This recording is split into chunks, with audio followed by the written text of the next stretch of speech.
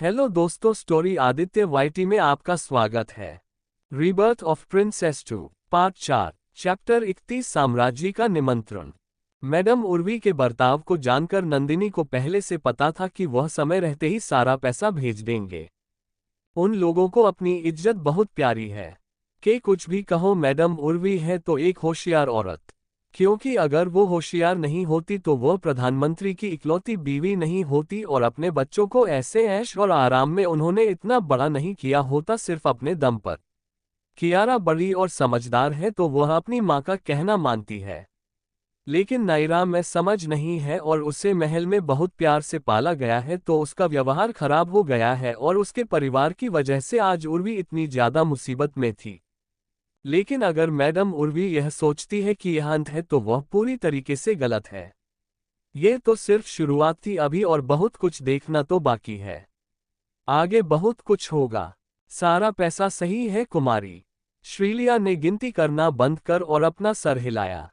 इस पैसे को भंडार में रखवा दो। ऑस्ट्रेलिया ने सर हिलाया और सेविकाओं को बुलाया और उनके साथ ही पैसे के संदूक को लेकर कमरे से बाहर चली गई। नंदिनी अपने कागजों पर ध्यान दे रही थी, जैसे ही अचानक किसी ने फिर से द्वार पर खटखटाया। उसने ऊपर की तरफ नजर की और देखा कि रिजवन एक सेविका के साथ द्वार पर ही खड़ा हुआ था। सेविका की पोशाक देखकर उसके मन में कुछ ख्याल आया और उसने अजीब सा चेहरा बनाया।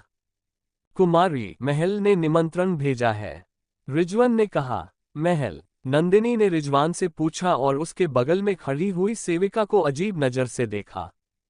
जी कुमारी, यह सम्राज्ञी की निजी सेविका है और उनके कहने पर यह आपको स्वयं महल के लिए निमंत्रण देने आई है, रिजवान ने नंदिनी से कहा।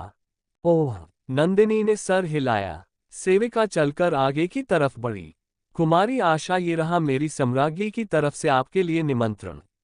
सेविका ने निमंत्रण पत्र नंदिनी के हाथों में थमा दिया। सम्राज्ञी की तरफ से?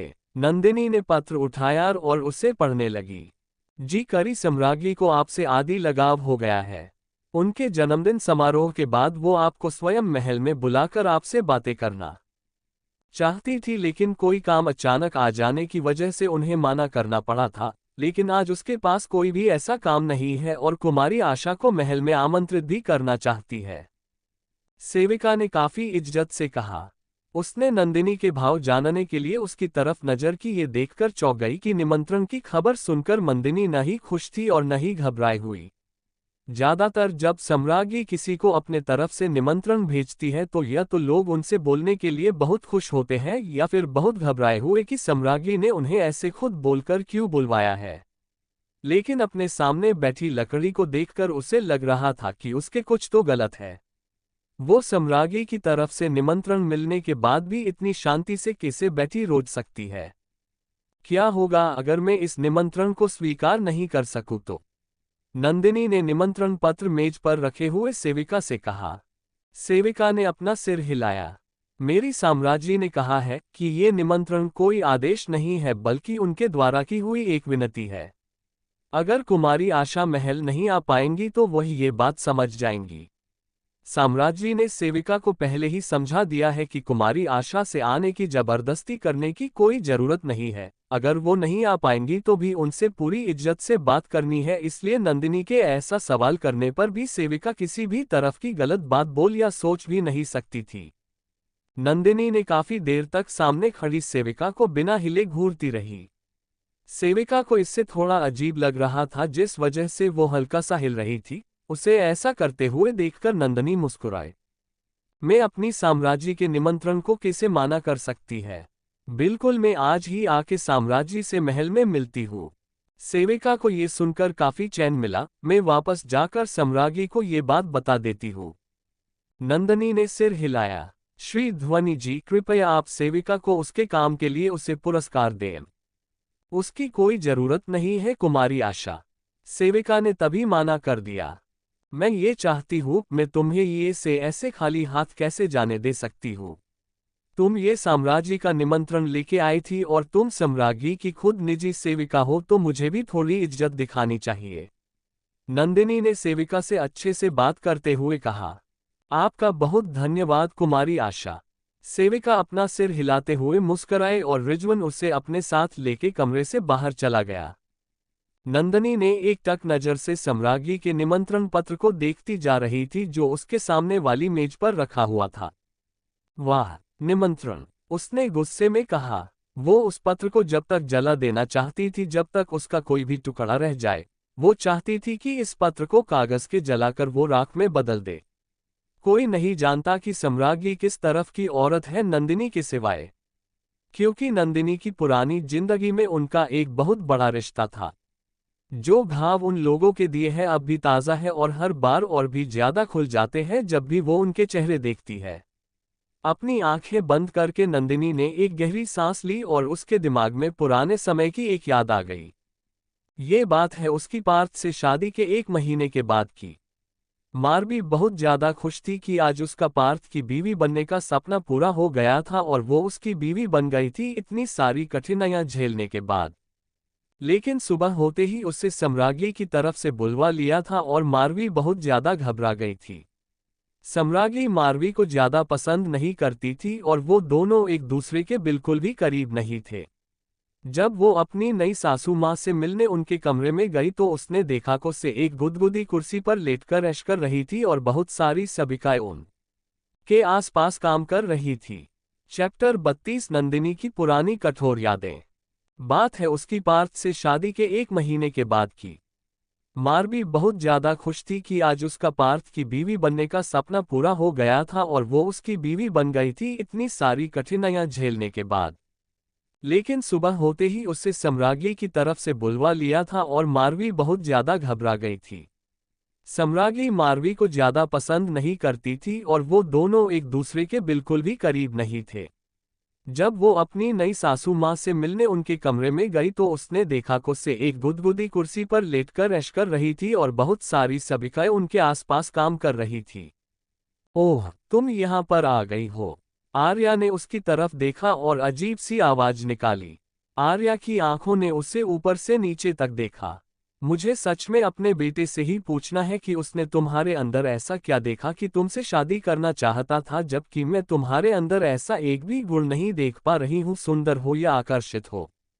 मारवी का चेहरा शर्म से झुक गया। जैसा भी है, लेकिन मारवी अब शिवाय राजवंश की युवरानी थी, लेकिन उसकी सासू माँ ही सारी सेविकाओं के सामने उसका मजाक उड़ा रही थी। इस वजह से सारी सेविकाएं अपना सर नीचे कर कर मारवी पर हंस रही थी। तुम अब भी वहां पर ऐसे सर झुका कर क्यों खड़ी हुई है? क्या तुम्हें नहीं पता जब भी साम्राज्य को देखो तो उनका आदर कैसे करना चाहिए? आर्या में चिल्ला कर कहा। तुम्हारे पिताजी ने तुम्हें क्या सिखाया है? क्या उसने अपनी बेटी को बस यही सिखाया है कि किसी राजकुमार को अपने चाल में फंसा कर उनका पैसा ले लो? मारवी ये बात सुनकर बहुत चौंक गई। माँ, कृपया कर ऐसा कुछ भी मत कहिए, मारवी ने रोते हुए आर्या से कहा। तुम्हारी हिम्मत कैसे हुई मुझे वापस से बात करने की, मुझे जवाब देने की? आर्या खड़ी हुई। तू नीच एहसान फरामोश लड़की, तुम में इतनी हिम्मत की अब तुम मुझसे लौटकर बात करोगी? सेविकाओं, इस नीच लड़की को कोने में ले जाओ और इसे मेरे कहने पर 20 कोड़ों की सजा दो, बिल्कुल अभी। सेविकाएं आगे आए और मारवी को कोने की तरफ घसीट कर लेकर जाने लगी।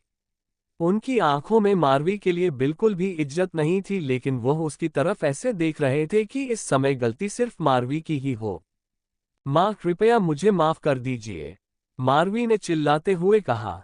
तुम नीच लड़की, तुम्हें मुझे माँ कहने का कोई भी हक नहीं है। तुम्हारे पिता तुम्हें भी अच्छा कोई गुण नहीं दे पाए तो अब मैं गुण सिखाऊंगी, उनका काम मैं करूंगी अब। आर्या में मारवी की तरफ घूरते हुए कहा। पूरे कमरे में सिर्फ शांति ही फैली हुई थी। हर जगह सिर्फ मारवी के दर्द से चिल्लाने की आवाज आ रही थी जब जब उसे पर कोड़ा मारा जा रहा था। नंदिनी ने अपनी आंखें खोली जब उसके दिमाग में ये बुरा ख्याल या कहे बुरी यादें वापस आए। उस समय उसकी क्या गलती थी जब उसे ऐसी सजा दी गई थी? महलों में रहने वाले लोग इंसान बिल्कुल भी नहीं है, बल्कि दानव है जिनमें एक के अंदर भी दिल नहीं है और भावना है तो बिल्कुल नहीं है। उन सब लोगों को सिर्फ अपनी चिंता है और यह बात वो बिल्कुल नहीं भूलेगी, चाहे वह कितनी भी बार मर जाए और कितनी भी बार उसका फिर से जन्म हो। दोपहर का खाना खाने के बाद नंदिनी अपनी सुविधा के साथ महल के लिए निकल गई। उनकी रथ महल के द्वार के सामने रुकी और वह चौंक गए जब उन्होंने देखा कि उन्हें अंदर ले जाने के लिए एक सेवक बाहर उनका इंतजार कर रहा था। मेरा नमस्कार आपको कुमारी आशा। मैं यहाँ हूँ क्योंकि मैं आपको हमारी सम्राज्ञी के पास लेकर जाने वाली हूँ, उसे सेविका ने कहा जैसे ही नंदिनी रथ से नीचे उतरी। नंदिनी ने अपना सर हिलाया और सेविका को उन्हें साम्राज्य के पास लेकर जाने दिया और उसके पीछे चली गई। महल के अंदर का हिस्सा काफी सुंदर और चमकीला था और पर बहुत महंगी कारीगरी की गई थी और सजाया भी गया था, लेकिन ये सब नंदिनी की आंखों में कुछ भी नहीं था। वह इस महल में पहले भी रह चुकी है और मर भी चुकी है, तो यह महल की सुंदरता और महल का पैसा नंदिनी के लिए कोई भी मतलब नहीं रखता था, बल्कि सिर्फ एक मजाक था। जितना पैसा अब नंदिनी के हाथ में है, इतने पैसे से नंदिनी ऐसा एक और महल बना सकती है। सेविका उन्हें एक बड़े से द्वार के अंदर ले गई जिसकी पहरेदारी पर काफी सेवक और पहरेदार खड़े हुए थे। रास्ते के दोनों तरफ आर पार देखने वाले हल्के रंग के पर्दे टंगे हुए थे। वह अंदर चलते ही गए और देखा कि आर्या कुर्सी पर बैठकर उनका ही इंतजार कर रही थी। आह कुमारी आशा, आर्या में बड़ी मुस्कान दिखाए, आप यहाँ आ ही गई। नंदिनी ने उन्हें सम्मान देने के लिए अपने शरीर को हल्का सा झुकाया। जब हमारी सम्राज्ञी की को मुझ जैसी नीच लड़की से मिलना था तो मैं मना कैसे कर सकती थी। नहीं, यह आपकी उदारता है कि अपना काम बगल में रखकर अपने मेरे निमंत्रण पर यहाँ आने का कष्ट किया है। आर्या ने सिर हिलाया। आइए कृपया बैठिए, आर्या ने गुदगुदी कुर्सी की तरफ इशारा करते हुए कहा। नंदिनी उसे गुदगुदी कुर्सी पर बैठ गई और उसकी सेविका नंदिनी के पीछे खड़ी हो गई। साम्राज्ञी, क्या मैं जान सकती हूँ कि मुझे जैसी नीच लड़की को अपने यहाँ महल में क्यों बुलाया है? नंदिनी ने आर्या से पूछा। आर्या हंसी। कुमारी आशा, आप बहुत उदार हो जो अपने आप को एक नीच लड़की बोल रही हो। मेरे सामने बैठी औरत एक सम्राज्ञी है और एक पूरे इतने बड़े देश की माँ भी है, तो आपके सामने अपने आप को बड़ा कैसे बता सकती हूँ? हम सभी को बहुत आगे तक आपके चाव के नीचे ही बहुत आगे तक रहना है, मेरी सम्राज्ञी, नंदिनी ने आर्या से कहा। आर्या ने नंदिनी की तरफ बहुत खुशी से देखा। ये लड़की अच्छे तरीके से जानती है कि कैसे किसी से बात करनी है और उनका दिल कैसे जीतना है। वो ये समझ नहीं पा रही थी कि उसे ऐसा क्यों लग रहा है कि नंदिनी युवरानी बनने के ज्यादा लायक है कियारा से। ये लड़की गुणवान है और साथ ही में बहुत होशियार थी, और सबसे बड़ी बात यह है कि वह अपने आप कमा रही है और उसे किसी आदमी की जरूरत नहीं है उसे के लिए कुछ भी करने के लिए। दिखने में इतनी अच्छी लड़की और इतनी ज्यादा गुणवान किसी का कैसे मन हो सकता है कि वह इसे अपने आप से कहीं दूर जाने दे? इस तरह की लड़कियां बहुत कम होती है इस दुनिया में। उदार और होशियार, एक ऐसा मेल जो बहुत मुश्किल से मिलता है। अब ये सब सोचकर उसे लग रहा था कि पार्थ का लड़की को लेकर चयन एकदम सही था। मेरी बच्ची, तुम्हारी जवान कितनी ज्यादा मीठी है।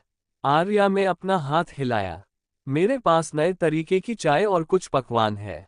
मुझे अच्छा लगेगा अगर कुमारी आशा भी मेरे साथ उन्हें चखेंगी तो। अब जब हमारी सम्राज्ञी यही चाहती है तो मैं आपका कहना जरूर मानूंगी।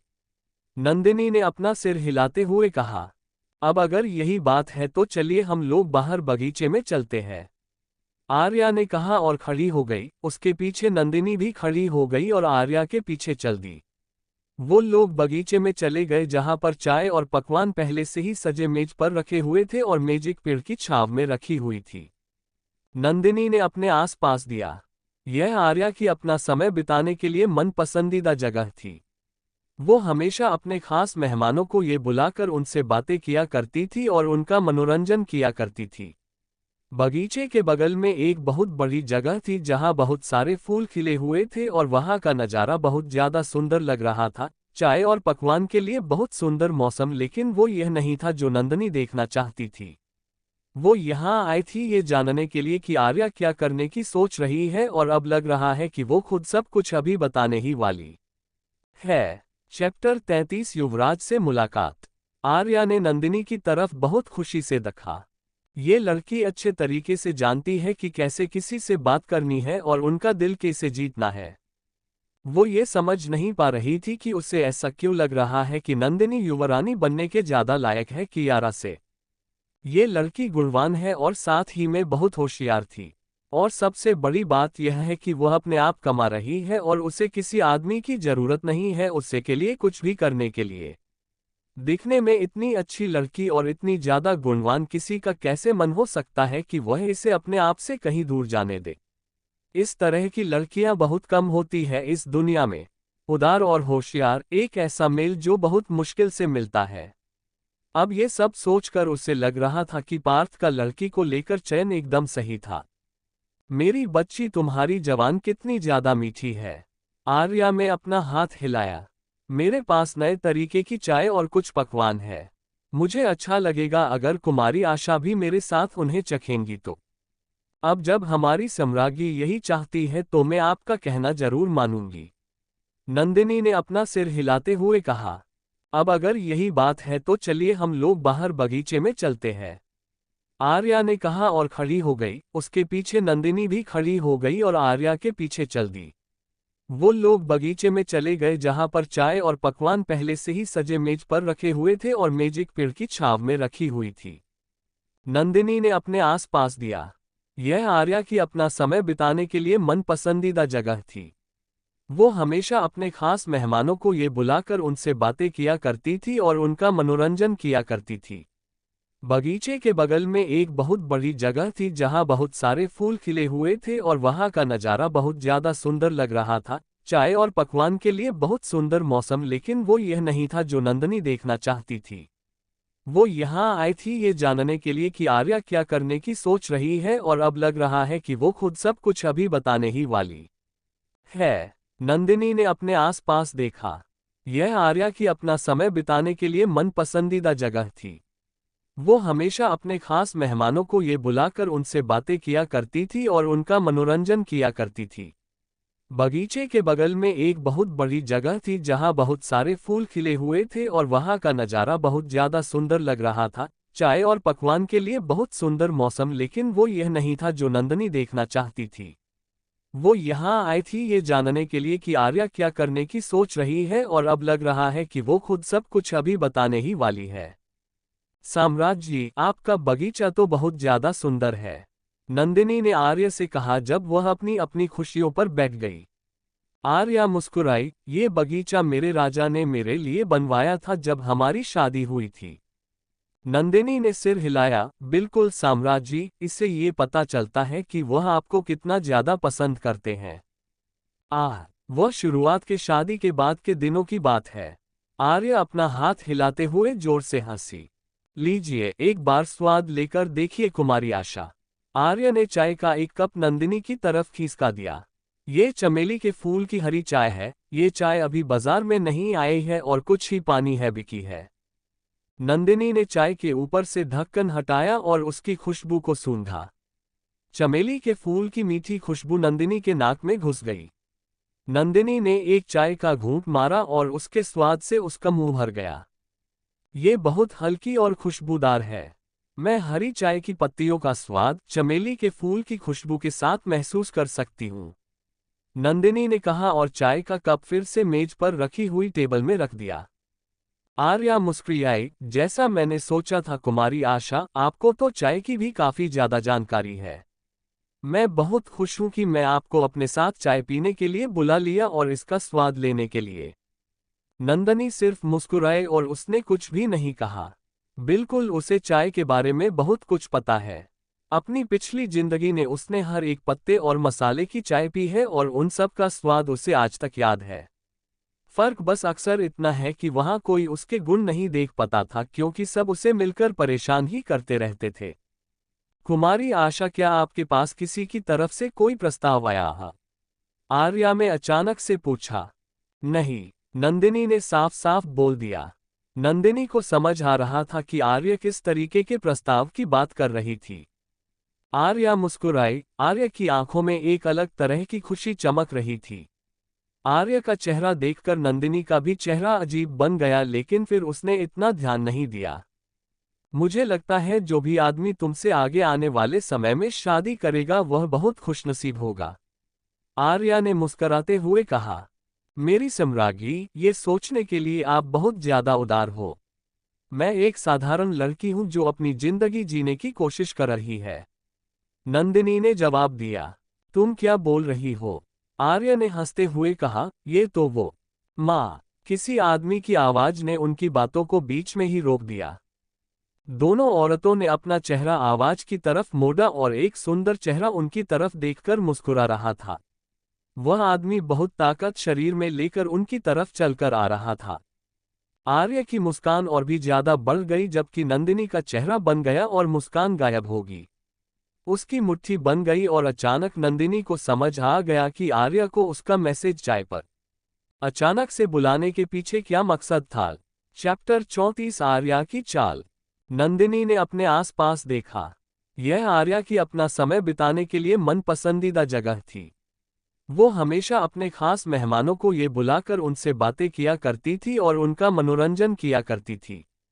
बगीचे के बगल में एक बहुत बड़ी जगह थी जहां बहुत सारे फूल खिले हुए थे और वहां का नज़ारा बहुत ज्यादा सुंदर लग रहा था। चाय और पकवान के लिए बहुत सुंदर मौसम, लेकिन वो यह नहीं था जो नंदिनी देखना चाहती थी। वो यहाँ आई थी ये जानने के लिए कि आर्या क्या करने की सोच रही है और अब लग रहा है कि वो खुद सब कुछ अभी बताने ही वाली है। साम्राज्य जी, आपका बगीचा तो बहुत ज्यादा सुंदर है, नंदिनी ने आर्य से कहा जब वह अपनी अपनी खुशियों पर बैठ गई। आर्या मुस्कुराई, ये बगीचा मेरे राजा ने मेरे लिए बनवाया था जब हमारी शादी हुई थी। नंदिनी ने सिर हिलाया, बिल्कुल साम्राज्य जी, इससे ये पता चलता है कि वह आपको कितना ज्यादा पसंद करते हैं। वह शुरुआत के शादी के बाद के दिनों की बात है। आर्य अपना हाथ हिलाते हुए जोर से हंसी। लीजिए, एक बार स्वाद लेकर देखिए कुमारी आशा। आर्य ने चाय का एक कप नंदिनी की तरफ खींचका दिया। ये चमेली के फूल की हरी चाय है, ये चाय अभी बाजार में नहीं आई है और कुछ ही पानी है बिकी है। नंदिनी ने चाय के ऊपर से ढक्कन हटाया और उसकी खुशबू को सूंघा। चमेली के फूल की मीठी खुशबू नंदिनी के नाक में घुस गई। नंदिनी ने एक चाय का घूंट मारा और उसके स्वाद से उसका मुंह भर गया। ये बहुत हल्की और खुशबूदार है। मैं हरी चाय की पत्तियों का स्वाद चमेली के फूल की खुशबू के साथ महसूस कर सकती हूँ, नंदिनी ने कहा और चाय का कप फिर से मेज पर रखी हुई टेबल में रख दिया। आर्या मुस्कुराई, जैसा मैंने सोचा था कुमारी आशा, आपको तो चाय की भी काफी ज्यादा जानकारी है। मैं बहुत खुश हूं कि मैं आपको अपने साथ चाय पीने के लिए बुला लिया और इसका स्वाद लेने के लिए। नंदिनी सिर्फ मुस्कुराए और उसने कुछ भी नहीं कहा। बिल्कुल, उसे चाय के बारे में बहुत कुछ पता है। अपनी पिछली जिंदगी ने उसने हर एक पत्ते और मसाले की चाय पी है और उन सब का स्वाद उसे आज तक याद है। फर्क बस अक्सर इतना है कि वहां कोई उसके गुण नहीं देख पाता था क्योंकि सब उसे मिलकर परेशान ही करते रहते थे। कुमारी आशा, क्या आपके पास किसी की तरफ से कोई प्रस्ताव आया है? आर्या ने अचानक से पूछा। नहीं, नंदिनी ने साफ साफ बोल दिया। नंदिनी को समझ आ रहा था कि आर्या किस तरीके के प्रस्ताव की बात कर रही थी। आर्या मुस्कुराई। आर्या की आंखों में एक अलग तरह की खुशी चमक रही थी।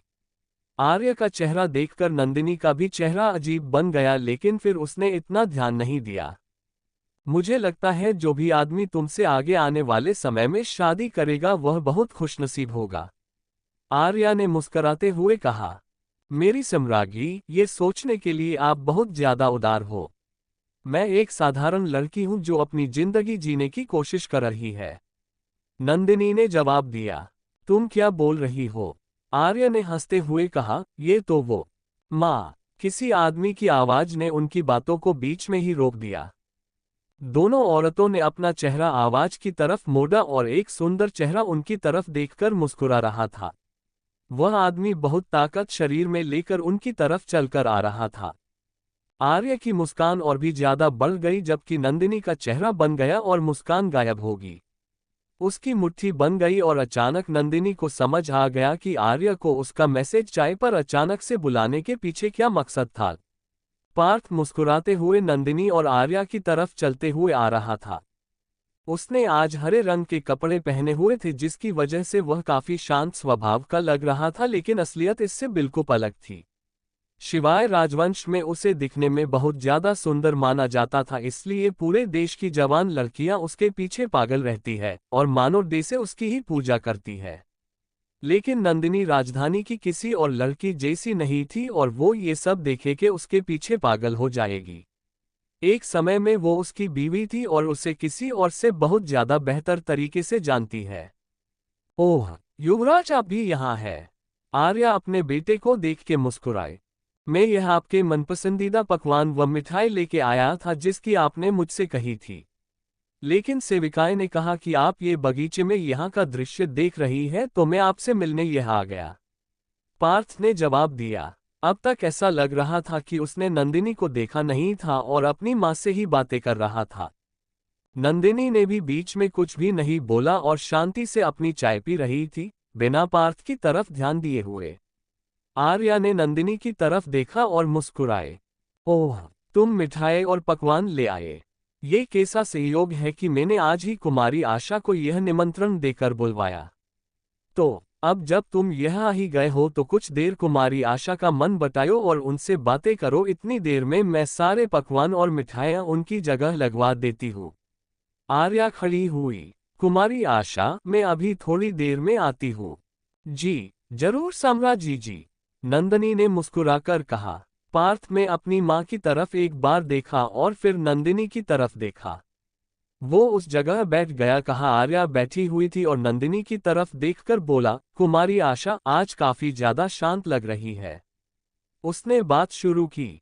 नंदिनी मुस्कुराई। मुझे मेरी हरकत के लिए माफ कर दीजिएगा युवराज, लेकिन मैं बिन किसी बात के बोलना पसंद नहीं है। पार्थ को इस बात से बिल्कुल बुरा नहीं लगा, बल्कि उसे नंदिनी में और ज्यादा दिलचस्पी आ गई। ऐसा है क्या? मुझे उम्मीद है कि आपको मेरा उपहार पसंद आया होगा। पार्थ मुस्कुराया। नंदिनी ने अपनी मुट्ठियां बंद कर ली। युवराज, मुझे आपको उस उपहार के लिए धन्यवाद बोलना है, लेकिन मैं वो फूल स्वीकार नहीं कर सकती थी क्योंकि मुझे हाइड्रेंजिया के फूलों से बहुत ज्यादा एलर्जी है। पार्थ काफी चौंक गया था। उसने नंदिनी के बारे में कई चीज के बारे में पूछवाया था, लेकिन उसने कहीं से भी ये नहीं सुना था कि उसे हाइड्रेंजिया के फूलों से एलर्जी थी। पार्थ से नंदिनी की तरफ देखते हुए अजीब सी शक्ल बनाए। ओह, मुझे आपको ऐसा बिना सोचे फूल नहीं भेजने चाहिए थे। पार्थ ने मुस्कुराकर कहा। अब जब कुमारी आशा ये खुद यह मेरे सामने बैठी है तो आप खुद ही बताइए कि आपको कौन से पुष्प पसंद है। नंदिनी ने बहुत अच्छे तरीके से चाय के कप को मेज पर रखा। मुझे यूफोबिया मिली का पौधा पसंद है। पार्थ मुस्कुराया। बदली अलग पसंद है। उसने सोचा, उसका सब कुछ इतना अलग क्यों पसंद है। यूफोबिया मिली, वो कांटेदार पौधा का फूल। नंदिनी ने अपना सिर हिलाया। जी युवराज, ऐसा प्रतीत होता कि आपको बाकी की लड़की से अलग चीज पसंद है। ये आपकी गलती है युवराज। मैं बाकी की लड़कियों की तरह एक साधारण लड़की हूँ। फर्क बस इतना ही है कि मुझे फूलों से ज्यादा दिलचस्पी कांटों के पौधों में है। नंदिनी ने जवाब दिया। पार्थ हल्का सा हंसा। लगता है मेरा सोचना सही था। कुमारी आशा बाकियों से काफी अलग है। नंदिनी मुस्कुराए। युवराज, आपने अभी कुछ देखा ही नहीं है। उसके शब्दों से पता चल रहा था कि वो बहुत गुस्से में थी। पार्थ जो उसकी तरफ देख रहा था, काफी चौंक गया था। उसने देखा कि नंदिनी की आंखें नफरत और गुस्से से भरी हुई थी। लेकिन क्यों? उसने तो आज तक उसके साथ ऐसा कुछ किया भी नहीं है, लेकिन उसे ऐसा क्यों लगता है कि नंदिनी उससे बहुत नफरत करती है। वो ये बात नंदिनी से पूछने ही वाला था, लेकिन अचानक वहां आर्या वापस आ गई। उसके पीछे से एक सेविका अपने हाथों में कुछ पकड़ कर ला रही थी। मुझे उम्मीद है कि मेरे बेटे ने आपको परेशान नहीं किया होगा, कुमारी आशा, उसने मुस्कुराते हुए कहा। पार्थ कुर्सी पे से खड़ा हो गया और मुस्कुराया। अब जब दो औरतें बातें कर रही हैं तो मैं जाता हूँ।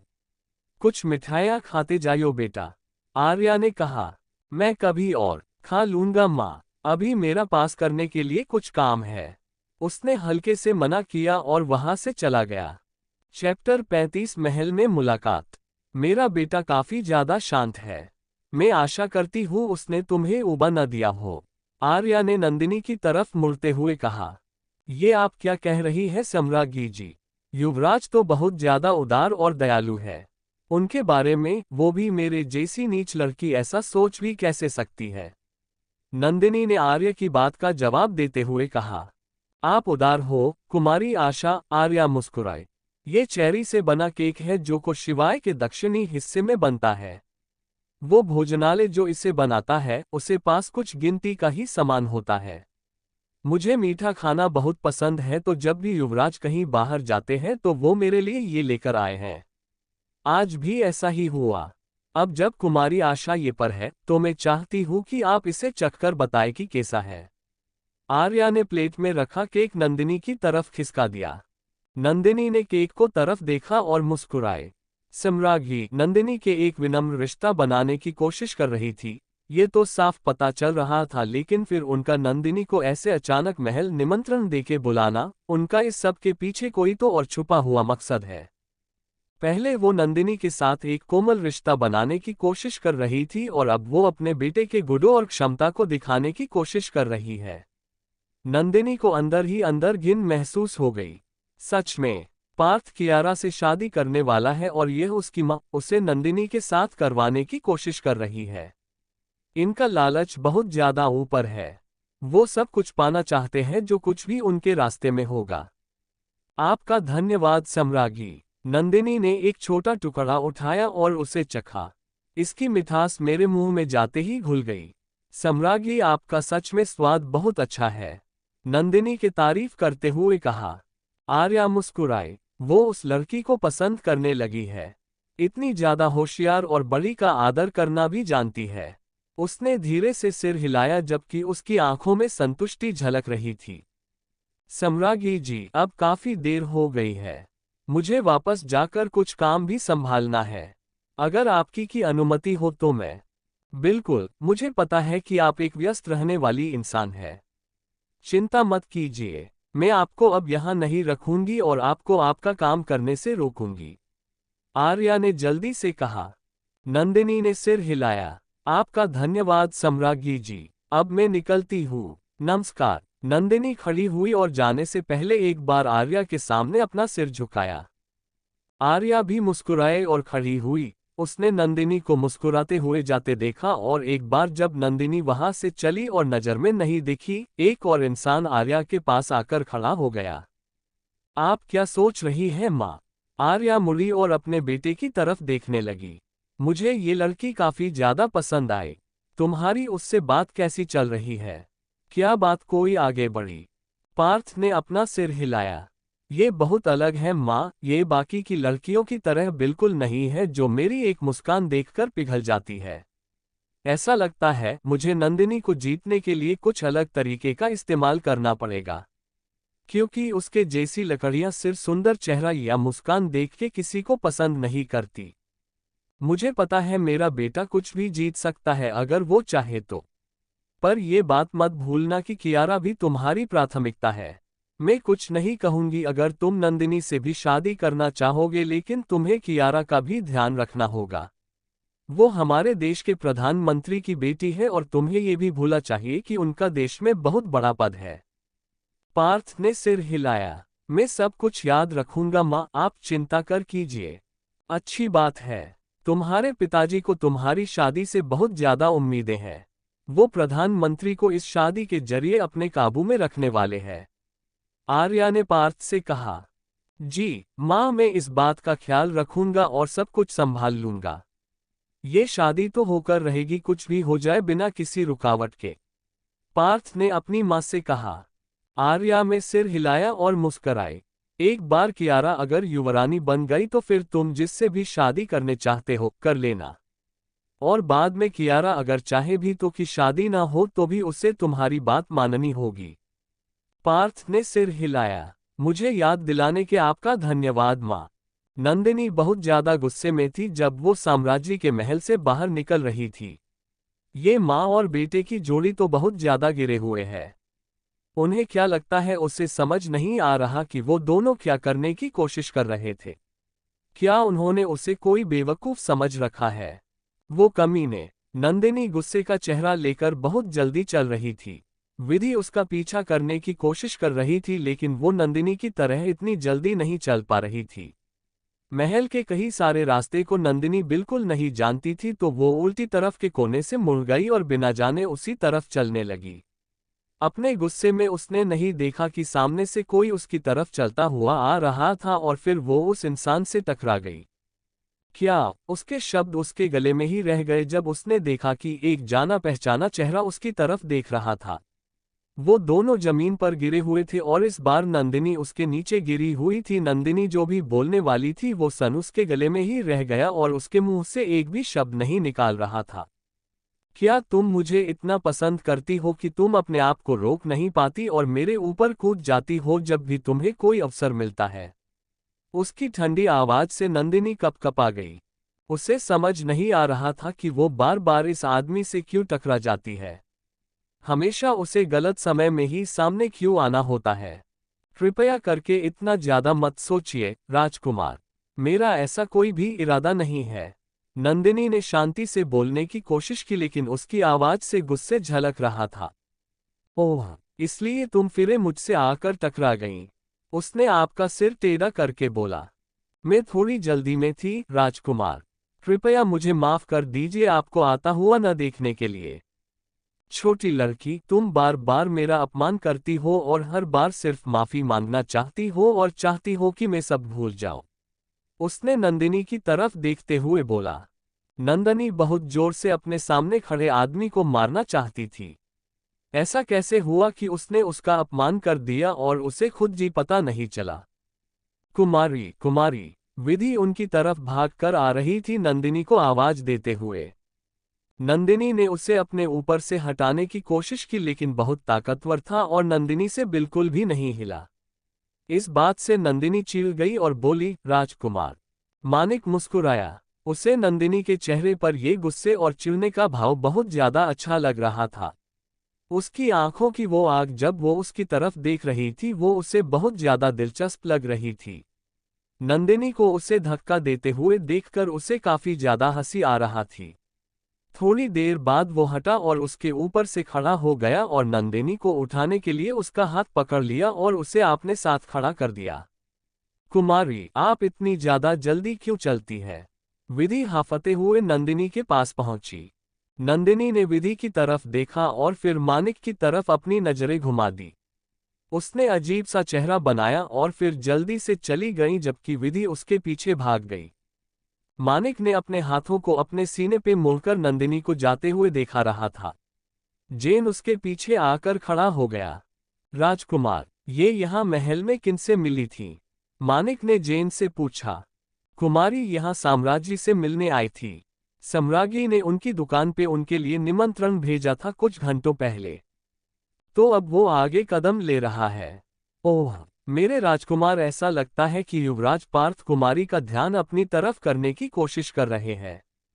मानिक मुस्कुराया। वो जितना चाहे उतना कोशिश कर ले। मैं भी देखना चाहता हूं कि वो कितना आगे तक जाएगा। चैप्टर 36 पार्थ का स्वागत। क्या उसके शब्द उसके गले में ही रह गए जब उसने देखा कि एक जाना पहचाना चेहरा उसकी तरफ देख रहा था। वो दोनों जमीन पर गिरे हुए थे और इस बार नंदिनी उसके नीचे गिरी हुई थी। नंदिनी जो भी बोलने वाली थी वो सन उसके गले में ही रह गया और उसके मुंह से एक भी शब्द नहीं निकाल रहा था। क्या तुम मुझे इतना पसंद करती हो कि तुम अपने आप को रोक नहीं पाती और मेरे ऊपर कूद जाती हो जब भी तुम्हें कोई अवसर मिलता है? उसकी ठंडी आवाज से नंदिनी कपकपा गई। उसे समझ नहीं आ रहा था कि वो बार बार इस आदमी से क्यों टकरा जाती है। हमेशा उसे गलत समय में ही सामने क्यों आना होता है। कृपया करके इतना ज्यादा मत सोचिए राजकुमार, मेरा ऐसा कोई भी इरादा नहीं है। नंदिनी ने शांति से बोलने की कोशिश की लेकिन उसकी आवाज से गुस्से झलक रहा था। ओह, इसलिए तुम फिर मुझसे आकर टकरा गईं। उसने आपका सिर टेढ़ा करके बोला। मैं थोड़ी जल्दी में थी राजकुमार, कृपया मुझे माफ कर दीजिए आपको आता हुआ न देखने के लिए। छोटी लड़की, तुम बार बार मेरा अपमान करती हो और हर बार सिर्फ माफी मांगना चाहती हो और चाहती हो कि मैं सब भूल जाऊं। उसने नंदिनी की तरफ देखते हुए बोला। नंदिनी बहुत जोर से अपने सामने खड़े आदमी को मारना चाहती थी। ऐसा कैसे हुआ कि उसने उसका अपमान कर दिया और उसे खुद जी पता नहीं चला। कुमारी, कुमारी, विधि उनकी तरफ भागकर आ रही थी नंदिनी को आवाज देते हुए। नंदिनी ने उसे अपने ऊपर से हटाने की कोशिश की लेकिन बहुत ताकतवर था और नंदिनी से बिल्कुल भी नहीं हिला। इस बात से नंदिनी चिढ़ गई और बोली, राजकुमार। मानिक मुस्कुराया। उसे नंदिनी के चेहरे पर ये गुस्से और चिढ़ने का भाव बहुत ज्यादा अच्छा लग रहा था। उसकी आंखों की वो आग जब वो उसकी तरफ देख रही थी वो उसे बहुत ज्यादा दिलचस्प लग रही थी। नंदिनी को उसे धक्का देते हुए देखकर उसे काफी ज्यादा हंसी आ रहा थी।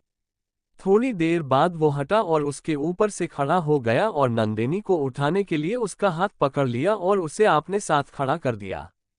कुमारी, आप इतनी ज्यादा जल्दी क्यों चलती है? विधि हाफते हुए नंदिनी के पास पहुंची। नंदिनी ने विधि की तरफ देखा और फिर मानिक की तरफ अपनी नजरें घुमा दी। उसने अजीब सा चेहरा बनाया और फिर जल्दी से चली गई जबकि विधि उसके पीछे भाग गई। मानिक ने अपने हाथों को अपने सीने पे मोड़कर नंदिनी को जाते हुए देखा रहा था। जेन उसके पीछे आकर खड़ा हो गया। राजकुमार, ये यहाँ महल में किनसे मिली थी? मानिक ने जेन से पूछा। कुमारी यहाँ साम्राज्य से मिलने आई थी। सम्राज्ञी ने उनकी दुकान पे उनके लिए निमंत्रण भेजा था कुछ घंटों पहले। तो अब वो आगे कदम ले रहा है। ओह मेरे राजकुमार, ऐसा लगता है कि युवराज पार्थ कुमारी का ध्यान अपनी तरफ करने की कोशिश कर रहे हैं।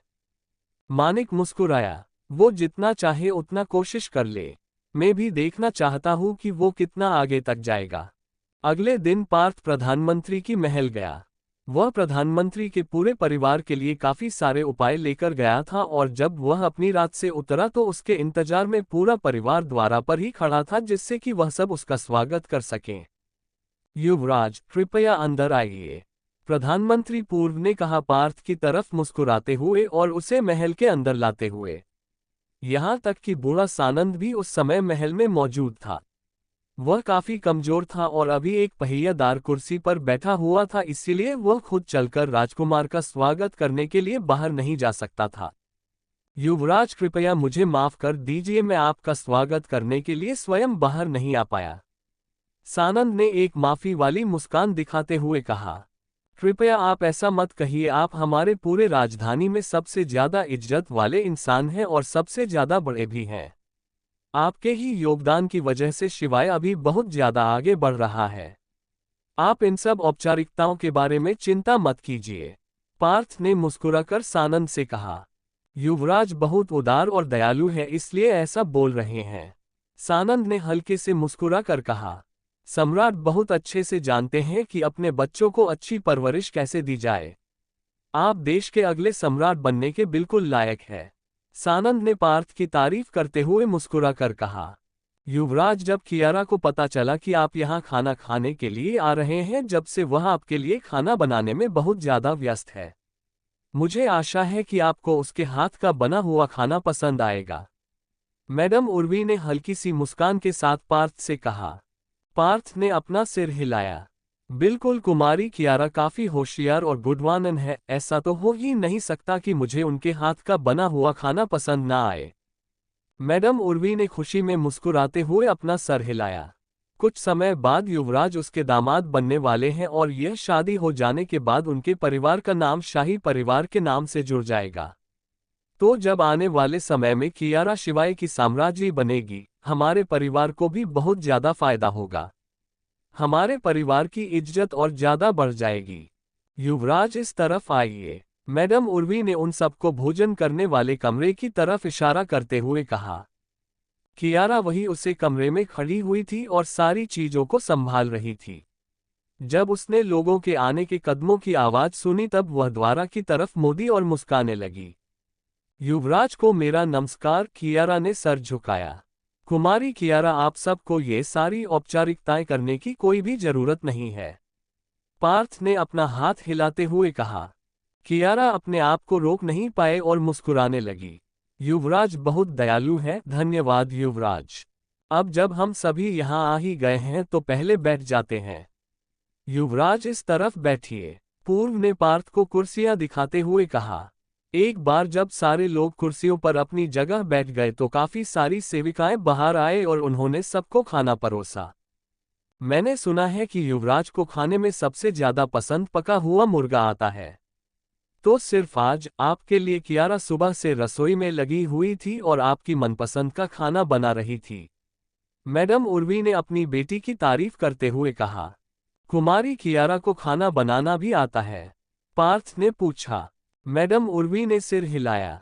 जी युवराज, हमारी कियारा महल की लाडली बेटी जरूर है, लेकिन हम सब का यही मानना है कि एक लड़की को हर काम आना चाहिए, उसे हर काम सीखना चाहिए, जिससे उसे आने वाले समय में कोई भी दिक्कत ना हो और अगर जरूरत पड़े तो वह अपने पति का भी कामों में साथ दे सके। और दूसरी बात यह है कि हमारी कियारा को बचपन से ही खाना बनाने का काफी शौक था। पार्थ ने सिर हिलाया। राजस्थानी में हर कोई यही बात कहता है कि कुमारी कियारा बहुत ज्यादा सुंदर और बहुत ज्यादा गुणगान है। कई लोग तो ये कहते हैं कि वह पूरे देश की सबसे सुंदर लड़की है। और आज मुझे उससे बात का सबूत भी मिल गया है। इस बात के लिए मैं अपने पिताजी का बहुत बड़ा धन्यवाद करना चाहूंगा कि उन्होंने यह शादी करने के बारे में सोचा, वरना मैं कुमारी कियारा जैसी बीवी पाने का सुख खो देता। कियारा, जो कि मैडम उर्वी के बगल वाली कुर्सी पर बैठी हुई थी, बहुत ज्यादा शर्मा गई। उसका पूरा चेहरा शर्म से लाल हो गया था और ऐसा लग रहा था कि उसका चेहरा टमाटर से भी ज्यादा लाल हो गया है। पार्थ ने उसके तरफ देखा और सच में पड़ गया। क्या अगर कुमारी आशा इस लड़की की जगह होती तो क्या वह भी ऐसे ही शर्मा जाती? लेकिन उस औरत के बारे में मन में उठ रहे सवालों को उसने आगे नहीं बढ़ने दिया और कुमारी आशा के बारे में ज्यादा नहीं सोचा। वह इस तरह की औरत नहीं है जो कि किसी के थोड़ी तारीफ करने से बहुत ज्यादा शर्मा जाए या खुश हो जाए। उसकी मां के जन्मदिन के समारोह में सारे लोगों ने उसकी बहुत ज्यादा तारीफ करी थी, लेकिन कुमारी आशा के चेहरे पर खुशी की एक भी झलक नहीं दिख रही थी। ऐसी कौन सी चीज होगी जिससे कुमारी आशा भी कियारा की तरह ऐसे शर्माएगी?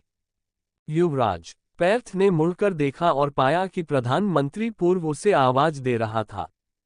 खाना परोस दिया गया है, अब हम इसे खा लेते हैं जिससे पहले कि ये ठंडा हो जाए। जी बिल्कुल, पार्थ ने सर हिलाया और चम्मच को पकड़ा। चैप्टर 37 मानिक के साथ सौदा। कियारा, युवराज को यह व्यंजन भी परोस दो, मैडम मुर्गी ने अपनी बेटी को हौसला देते हुए कहा। कियारा ने अपना सर हिलाया और कुर्सी पर से खड़ी हुई। राजकुमार, इस व्यंजन का नाम है चिकन करी, मैंने आपके लिए बनाई है। उसने एक कटोरी उठाई और चमचा उठाकर बड़े बर्तन में से कारी को युवराज की कटोरी में परोस दिया। आपका धन्यवाद कुमारी कियारा, पार्थ ने मुस्कुराते हुए अपना सर हिलाया। कियारा शर्मा गई और हल्के से मुड़कर अपनी कुर्सी पर पहले स्थान पर जाकर बैठ गई। खाना अच्छे से गुजर गया, जबकि बीच बीच में लोगों ने थोड़ी बहुत बातें की।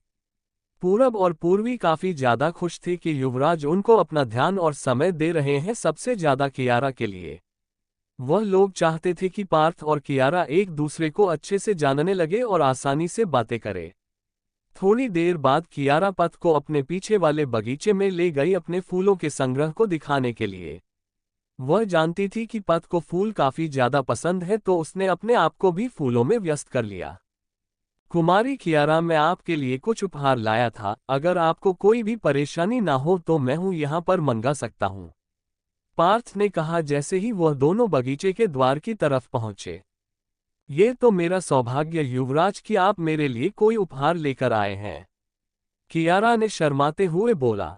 पार्थ जब मुस्कुराता है तो दिखने में बहुत ज्यादा सुंदर लगता है, और जिस तरीके से वह अभी कियारा को देख रहा था, बहुत कोमल तरीके से, उसकी वजह से कियारा बहुत ज्यादा दिल से खुश हो रही थी। पार्थ ने अपने हाथों को बजाया और कुछ सेवक वहां पर फूलों के गमले लेकर पहुंच गए। कियारा बहुत ज्यादा चौंक गई जब उसने देखा कि गमले में लाल और पीले रंग के ट्यूलिप के फूल लगे हुए थे और सेवक उन्हें उनकी तरफ ला रहे थे। वह फूल बहुत ज्यादा सुंदर लग रहे थे। फूल सीधे खड़े हुए थे और पूरी दुनिया को अपनी सुंदरता खुलकर दिखा रहे थे। मैंने सुना है कि कुमारी कियारा को ट्यूलिप के फूल सभी फूलों में से सबसे ज्यादा पसंद है, इसलिए मैंने ये खास बोलकर बाहर से आपके लिए मंगवाए हैं। मुझे आशा है कि कुमारी को मेरा ये तोहफा पसंद आएगा, पार्थ ने कियारा की आंखों में खुशी देखकर बोला।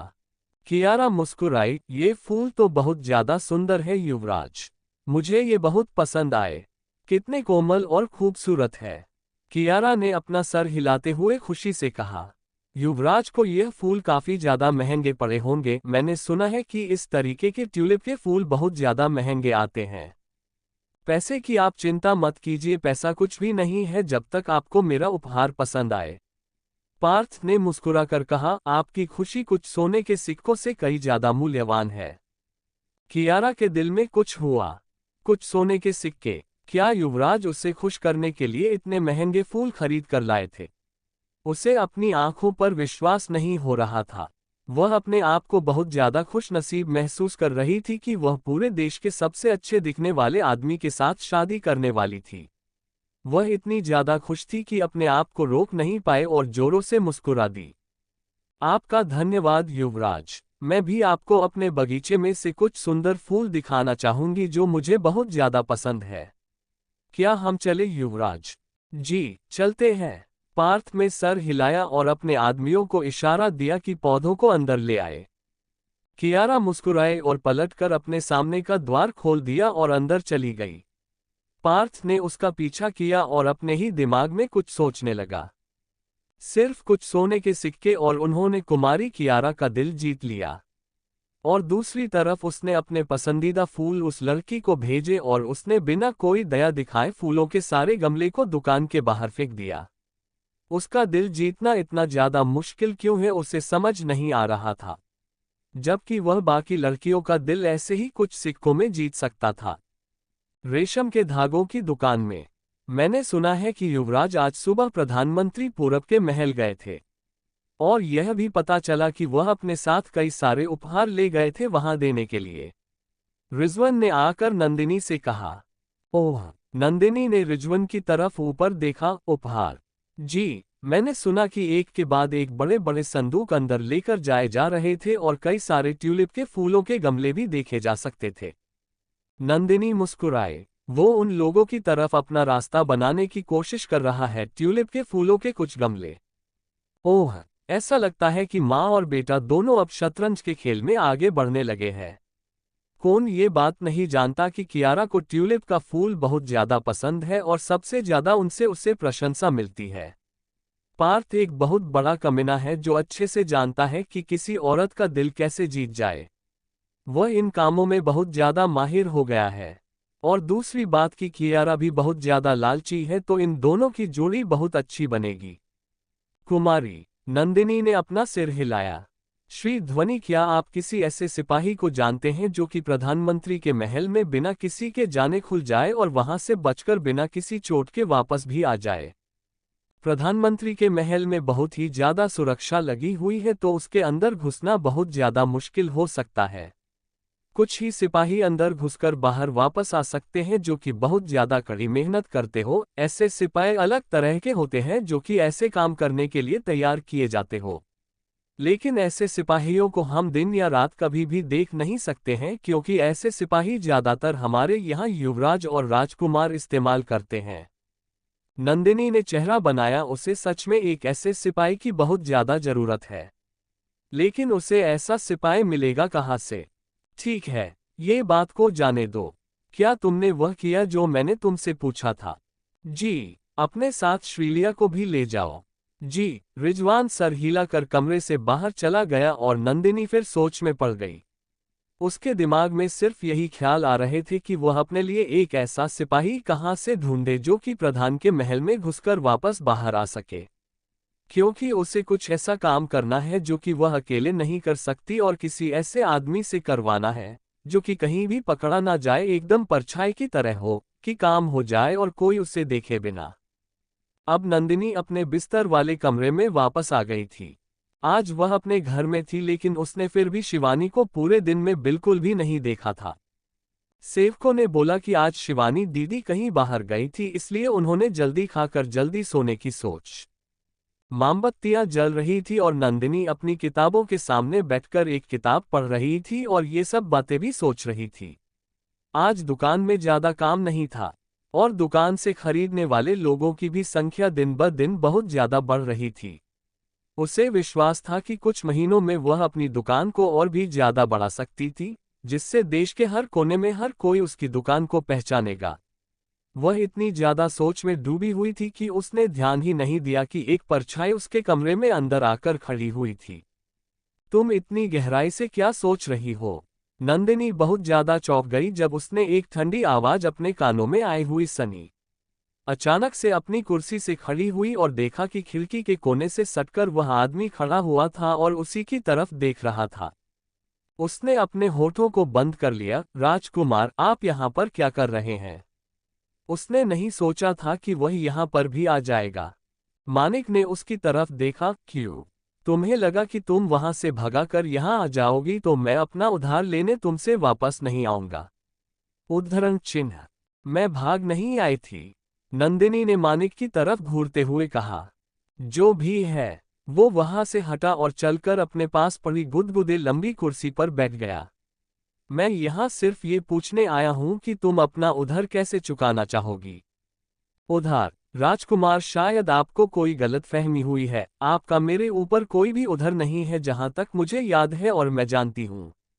नंदिनी बहुत गुस्से में थी, लेकिन फिर भी उसने जबरदस्ती की एक मुस्कान दिखाते हुए मानिक से कहा। नहीं। मानिक ने आंखें छोटी करके कहा। छोटी लड़की, क्या तुम चाहती हो कि मैं तुम्हें फिर सब कुछ याद दिलाऊं? तुम उसे दिन मुझ में जाकर टकरा गई जिसकी वजह से मेरा समय बर्बाद हुआ और तुमने मेरे शरीर को भी छुआ। आज तक किसी की ऐसा करने की बिल्कुल भी हिम्मत नहीं हुई है। और सबसे बड़ी बात, तुमने ऐसा 2 बार किया। तुम्हें लगता है कि मेरे साथ ऐसा कुछ करने के बाद अब तुम बिना हर्जाना भरे इस सब के बाहर निकल सकती हो और ऐसा प्रतीत कर सकती हो जैसे कुछ हुआ ही न हो। नंदिनी ने मानिक की तरफ देखते हुए अपने होंठ बंद कर लिए। ये भी कोई वजह होती है क्या? वह सब सिर्फ एक गलती की वजह से हुआ था, वो भी अचानक हुआ था, और यह आदमी उससे एक उधार बोल रहा है और ऐसा प्रतीत कर रहा है जैसे कि नंदिनी को उसका उधार चुकाने के लिए अपनी जान देनी पड़ेगी। और यह आदमी बार बार इस चीज की बातें क्यों करता है? उसे अंदर से बहुत ज्यादा गुस्सा आ रहा था। उसकी इतनी बड़ी जिंदगी में उसे आज तक किसी ने इतना ज्यादा चिढ़ाया और हताश किसी ने भी नहीं किया था। यहां तक कि उसकी पिछली जिंदगी में पार्थ ने भी नहीं किया था। कम से कम पार्थ अपनी बात साफ शब्दों के तरीके से बोल तो देता था, लेकिन यह आदमी हर बात को किसी जलेबी की तरह घूमता ही रहता है। और उसे इस बात से बहुत ज्यादा गुस्सा आता था कि वह उसे कुछ कर नहीं सकती थी। क्या तुमने सोचा है? उसने फिर से पूछा। राजकुमार, मुझे वह सब नहीं पता है। अब आप जब बार बार कह रहे हैं कि मैं आपके साथ कुछ गलत किया है या आपकी इज्जत कम की है, तो फिर क्यों ना आप थोड़ा दयालु बनकर मुझे माफी दे दीजिए। मैं किसी चीज के लिए किसी को माफ नहीं करता, छोटी लड़की। उसने मना कर बोला। क्योंकि तुम एक इंसान ही नहीं हो। नंदिनी ने अपने अंदर जोर से चिल्ला कर कहा। और मैं बहुत ज्यादा खुश नहीं हूँगा अगर तुम अपने मन में मुझे गालियां दोगी और मेरे लिए आप शब्द इस्तेमाल करोगी तो। उसने जोड़ते हुए कहा, आज मेरा मन काफी ज्यादा अच्छा है, इसलिए मैं तुम्हारी बात पर ध्यान नहीं दूंगा। नंदिनी ने उसकी तरफ गुस्से से घूरते हुए देखा। उसने अपने सामने खड़े हुए इंसान के बारे में आगे सोचने का विचार बंद कर दिया। नंदिनी ने उसकी तरफ ध्यान से देखा और पाया कि उसका चेहरा उसकी हल्की मुस्कुराहट के साथ बहुत ज्यादा अच्छा दिखता है। कोई भी लड़की उसके लिए अपनी जान भी देने के लिए तैयार हो जाएगी। सच में वह ऐसा दिखता है। नंदिनी ने थोड़ी देर के लिए यह सोचा। राजकुमार, जब आप कह रहे हैं कि आज आपका मन अच्छा है तो क्यों ना मैं आपसे कुछ पूछ सकती हूँ? नंदिनी ने कहा। क्या? राजकुमार, क्या आपके पास गुप्त रक्षक है? मानिक ने नंदिनी की तरफ देखा। क्यों? तुम्हें भी मेरे लिए एक रक्षक बनना है? नहीं, क्या मैं उनमें से एक रक्षक के सकती हूँ? मानिक ने चेहरा बनाया। अब इस औरत के साथ क्या बात है? उसे अब एक गुप्त रक्षक क्यों चाहिए? क्या उसके पास कोई बड़ा राज छुपा है क्या? रक्षक लेना है? छोटी लड़की, तुम ये सब के साथ क्या करने की सोच रही हो? उसने पूछा। राजकुमार, मेरे पास कुछ काम पूरा करवाना है और मैं एक नाजुक लड़की हूं, तो मैं हर काम अपने आप अकेले खुद नहीं कर सकती हूं। दूसरी बात यह है कि मेरे दुकान को चलाए रखने के लिए मुझे कुछ आदमियों की जरूरत है। अगर राजकुमार आप इतने दयालु हैं कि मुझे आपके रक्षकों में से एक रक्षक मुझे देंगे तो इससे मेरी बहुत ज्यादा मदद हो जाएगी और हमारे ये सुरक्षा भी बढ़ जाएगी। नंदिनी ने अपनी मुस्काना दिखाते हुए कहा। मानिक ने उसे ऊपर से नीचे तक देखा और फिर अपनी आंखें उसके चेहरे पर टिका दी। तुम्हें ऐसा लगता है कि तुम्हें और तुम्हारी दुकान को सुरक्षित रखने के लिए मैं अपना काबिल रक्षक तुमको दे दूंगा? राजकुमार, मैं उसका मूल्य दूंगी। मेरे पास पैसे की कमी नहीं है। उसने मना कर दिया। नंदिनी ने गहरी सांस ली। राजकुमार, अब आप जब कह ही रहे हैं कि मेरे ऊपर आपका उधर है, तो इसे एक और उधार समझ लीजिएगा।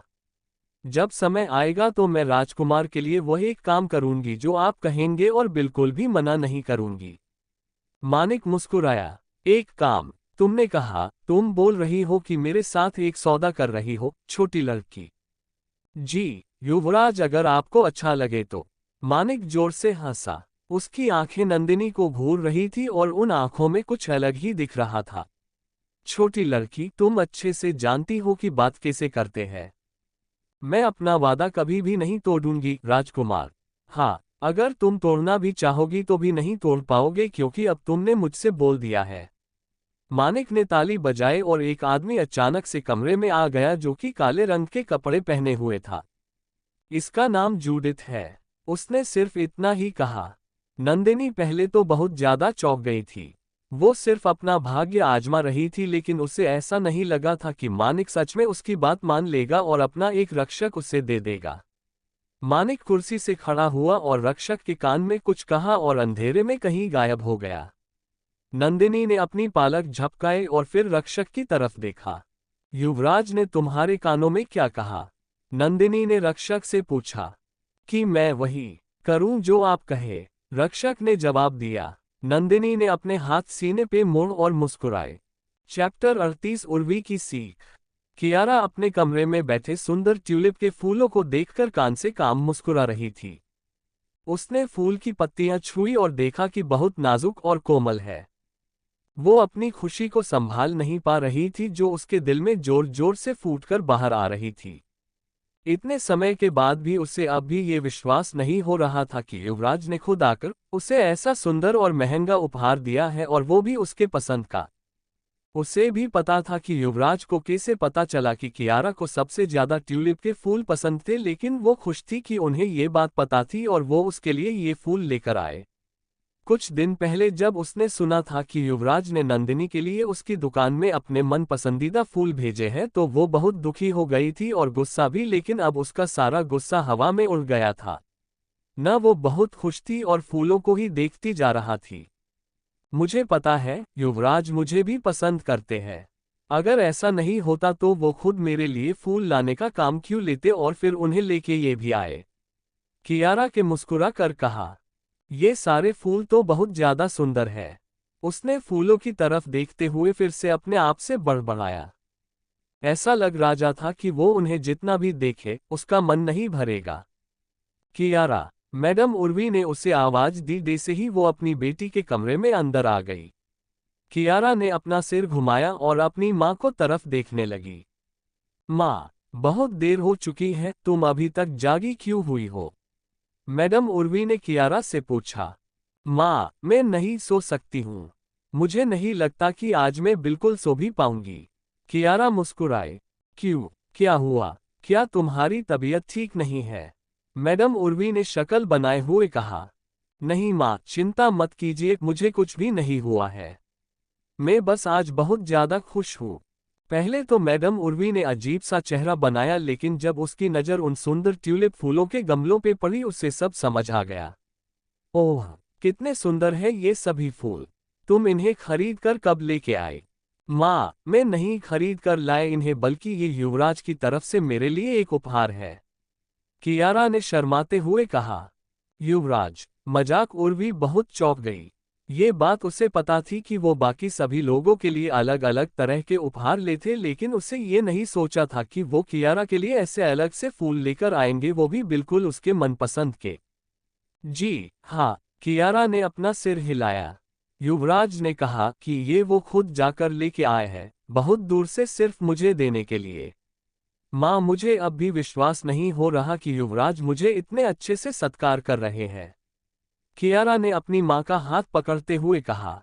मैडम उर्वी मुस्कुराए। क्यों नहीं, तुम इतना ज्यादा सुंदर और गुणवान हो। कौन सा आदमी ये सब नहीं पाना चाहेगा? और वैसे भी ये शादी खुद सम्राट के द्वारा कराई जा रही है और युवराज पार्थ एक होशियार आदमी है, वो बिल्कुल तुम्हें बहुत ज्यादा महत्व देंगे और इज्जत करेंगे। अब जब वो खुद आकर तुम्हारे पसंद और खुशी की चिंता कर रहे हैं, ये तो साफ है कि वो भी तुम्हें पसंद करते हैं और उन्होंने अपने मन से इस शादी के लिए हाँ करी है बिना सम्राट के उन्हें मनाए। मैडम उर्वी ने अपनी बेटी को समझाते हुए कहा। ऐसा है क्या? कियारा की आंखों की रोशनी जाग गई। हाँ मेरी बच्ची, और जब अब युवराज अपनी चिंता दिखाने का बड़ा कदम ले रहे हैं तो तुम्हें उनका अच्छे से साथ देना है। जब भी समय आए और कुछ भी हो जाए उनके साथ खड़ा रहना है। क्या तुम्हें ये बात समझ आए? एक औरत के लिए एक अच्छी जिंदगी जीना इस बात पर निर्भर करता है कि उसका पति कितना खुश है। और तुम्हें इस बात का बहुत खास ख्याल रहना क्योंकि तुम्हारा पति राजशाही परिवार से जुड़ा हुआ है। तुम्हें अपना आकर्षण और गुण इस्तेमाल करने होंगे और अपने पति के साथ मिलकर मुसीबतों का सामना करना होगा। माँ, अभी हमारी शादी नहीं हुई है, कियारा ने फिर से शर्माते हुए कहा। हाँ अभी नहीं हुई लेकिन जल्द हो जाएगी। बेटा तुम्हें ये बात बहुत अच्छे से ध्यान रखनी होगी जो भी मैंने सिखाया। राजशाही महल उतना अच्छा और शानदार नहीं है जितना बाहर से दिखता है। तुम्हें क्या लगता है कि महारानी को कोई भी मेहनत नहीं करनी पड़ती होगी क्योंकि उनके पास रानी होने का नाम है? ये बिल्कुल भी मत भूलना कि सम्राट के पास 2 और बीवियां हैं जिनके और 2 राजकुमार हैं जो कि कभी भी युवराज के पद को चुनौती दे सकते हैं। और तुम्हारी शादी के बाद तुम्हारा पति भी बिल्कुल और शादी करेगा, लेकिन तुम्हें अपने पद पर एक असली सम्राज्ञी की तरह अड़े रहना है। दोनों जगह तुम्हारी युवरानी की गद्दी और तुम्हारे पति का दिल भी। ऐसा होगा जब भी सुरक्षित और खुश रह पाओगी। मैडम उर्वी ने अपनी बेटी को सीख देते हुए कहा। कियारा ने अपना सिर हिलाया। आप चिंता मत करो माँ, मैं कभी भी आपकी इज्जत बिल्कुल भी कम नहीं होने दूंगी। अब जब मुझे पता है कि युवराज भी मुझे पसंद करते हैं तो मैं कुछ ऐसा करूंगी जिससे वो पककर मुझसे प्यार करने लगेंगे और सिर्फ मैं ही उनके दिल पर राज करूंगी। कियारा ने बहुत आत्मविश्वास के साथ कहा। मैडम उर्वी ने खुश होते हुए अपना सिर हिलाया। मुझे पता था कि मेरी बेटी बहुत ज्यादा समझदार है। सिर्फ अगर नायरा भी तुम्हारी तरह होती तो मुझे किसी भी बात की चिंता करने की कोई भी जरूरत नहीं होती। मैडम उर्वी ने गहरी सांस ली। कियारा ने उर्वी का हाथ पकड़ा। माँ, वो अभी छोटी है और क्योंकि अपने उसे बहुत ज्यादा प्यार से परी की तरह पाला है, बस वो अपने ऊपर कभी कभी काबू नहीं रख पाती है।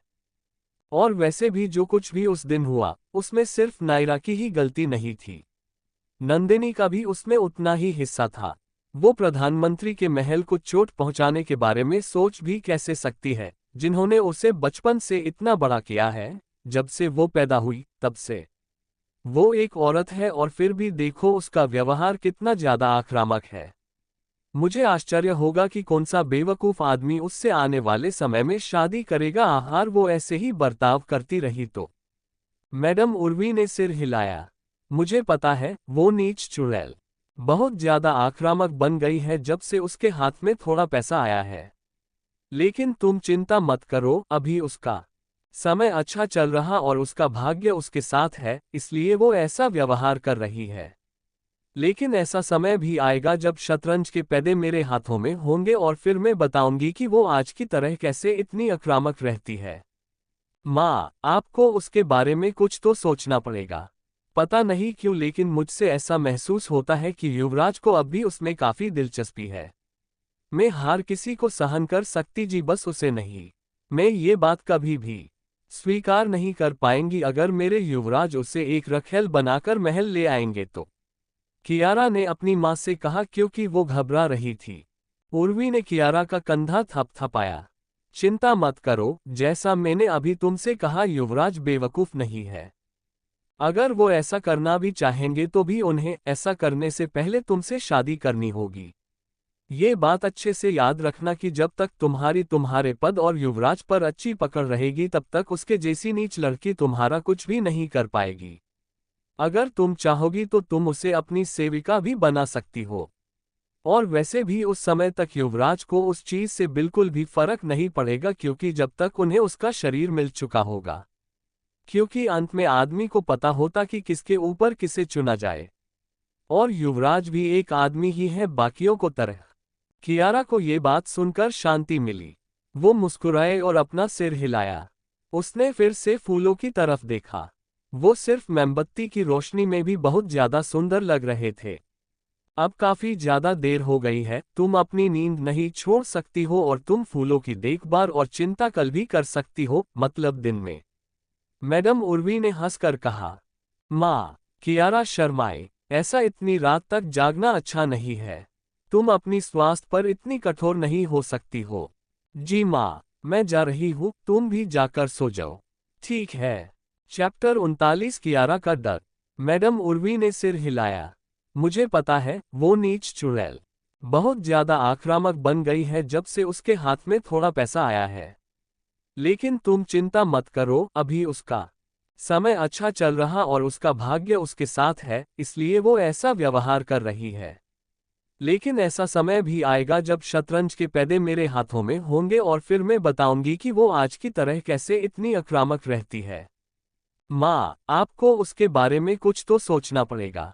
पता नहीं क्यों लेकिन मुझसे ऐसा महसूस होता है कि युवराज को अब भी उसमें काफी दिलचस्पी है। मैं हार किसी को सहन कर सकती जी, बस उसे नहीं। मैं ये बात कभी भी स्वीकार नहीं कर पाएंगी अगर मेरे युवराज उसे एक रखेल बनाकर महल ले आएंगे तो। कियारा ने अपनी माँ से कहा क्योंकि वो घबरा रही थी। उर्वी ने कियारा का कंधा थपथपाया। चिंता मत करो, जैसा मैंने अभी तुमसे कहा, युवराज बेवकूफ नहीं है। अगर वो ऐसा करना भी चाहेंगे तो भी उन्हें ऐसा करने से पहले तुमसे शादी करनी होगी। ये बात अच्छे से याद रखना कि जब तक तुम्हारे पद और युवराज पर अच्छी पकड़ रहेगी तब तक उसके जैसी नीच लड़की तुम्हारा कुछ भी नहीं कर पाएगी। अगर तुम चाहोगी तो तुम उसे अपनी सेविका भी बना सकती हो। और वैसे भी उस समय तक युवराज को इस चीज से बिल्कुल भी फर्क नहीं पड़ेगा क्योंकि जब तक उन्हें उसका शरीर मिल चुका होगा। क्योंकि अंत में आदमी को पता होता कि किसके ऊपर किसे चुना जाए। और युवराज भी एक आदमी ही है बाकियों को तरह। कियारा को ये बात सुनकर शांति मिली। वो मुस्कुराए और अपना सिर हिलाया। उसने फिर से फूलों की तरफ देखा। वो सिर्फ मोमबत्ती की रोशनी में भी बहुत ज्यादा सुंदर लग रहे थे। अब काफी ज्यादा देर हो गई है, तुम अपनी नींद नहीं छोड़ सकती हो और तुम फूलों की देखभाल और चिंता कल भी कर सकती हो, मतलब दिन में। मैडम उर्वी ने हंसकर कहा। माँ, कियारा शर्माए, ऐसा इतनी रात तक जागना अच्छा नहीं है। तुम अपनी स्वास्थ्य पर इतनी कठोर नहीं हो सकती हो। जी माँ, मैं जा रही हूँ, तुम भी जाकर सो जाओ। ठीक है। मिराया ने सिर हिलाया और मैडम उर्वी को कमरे से बाहर निकलते हुए देखा। उसने फूलों की ओर देखा और फिर मुस्कुराकर अपने कमरे के अंदर चली गई। पूरे आंगन में सन्नाटा छा गया और अचानक अंधेरे में एक छाया दिखाई दी। परछाई फूलों के गमलों की ओर बढ़ी और अचानक खूबसूरत फूल बेरहमी से जमीन पर टूट पड़े। एक बार जब ये पूरी तरह से बर्बाद हो गया तो परछाइयां ऐसे गायब हो गईं जैसे कुछ हुआ ही नहीं। नंदिनी कुर्सी पर झुककर किताब पढ़ रही थी, तभी उसके सामने एक परछाई आई। कुमारी, आपका काम हो गया। नंदिनी उसे देखकर मुस्कुराए। अच्छा, तुम जा सकते हो। इसके साथ ही छाया गायब हो गई। इसके बारे में सोचते हुए नंदिनी मुस्कुराए। वह जानती है कि किराया फूलों को देखकर खुश होगी, लेकिन क्या होगा अगर उसका लंबे समय से संभाले हुए फूल रातों रात टूट जाए। जब विशेष उपहार का इस तरह अपमान किया गया तो वह इस युवराज का सामना कैसे कर सकती थी। क्या वह कोई अच्छा बहाना दे पाएगी। पार्थ के बारे में सोचते हुए वह जानती है कि वह ऐसा करेगा, वो फिर से जल्दी ही उससे मिलने आएगा। और वो भी देखना चाहती थी कि कियारा उससे फूलों के बारे में क्या कहेगी। उसका जीवन कभी भी शांति से भरा नहीं था, फिर वह दूसरों को हर समय शांति का स्वाद चखने के लिए कैसे छोड़ सकती थी। हंसते हंसते उसकी आंखें फिर ठंडी हो गईं। ये तो बस एक शुरुआत है मेरे प्यारे, अगर मैं तुम्हारी जिंदगी नरक न बना दूं तो मैं अपना नाम बदल लूंगी। फिर वह हंस पड़ी। बाहर पेड़ पर बैठा साया थोड़ा चौंका। वह नहीं जानता कि उसने उससे फूलों के गमले तोड़ने के लिए क्यों कहा। फूल तोड़ फोड़ कर क्या करेगी।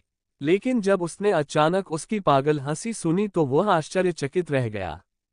उसके मालिक ने ना उसे केवल उसकी बात मानने को कहा बल्कि उस पर नजर रखने का भी आदेश दिया। जूडिथ ने थोड़ी सी नाराजगी जताई। कब से राजकुमार को किसी महिला में दिलचस्पी है कि वह उसे अपने लिए नियुक्त कर सके।